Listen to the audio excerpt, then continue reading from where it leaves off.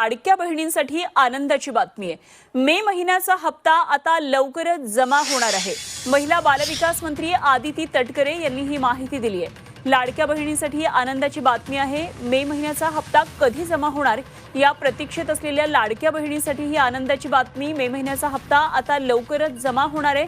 महिला बालविकास मंत्री आदिती तटकरे यांनी या संदर्भातली माहिती दिली। 2,40,00,000 पेक्षा अधिक महिलांपर्यंत आज या योजनेचा लाभ पोहोचत आहे आणि ही योजना सुरू झाल्यापासून त्याची चांगल्या पद्धतीने स्क्रुटिनी करणं, 2.5 लाखापेक्षा कमी उत्पन्न असणारे, 1 लाखापेक्षा कमी उत्पन्न असणाऱ्या माता भगिनींचे फॉर्म भरून घेणं, ते ऑनलाईन करणं, आधार सीडिंग करणं, अशा पद्धतीने ते केलं गेलेलं आहे।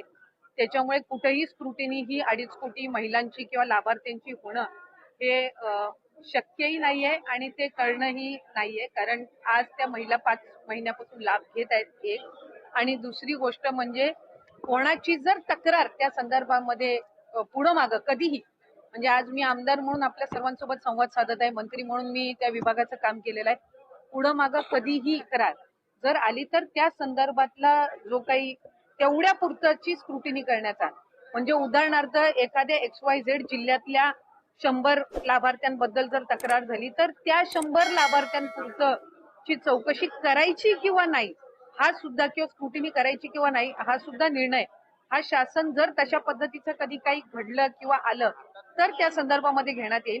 कुठेही स्क्रुटिनीचा विषय येत नाही।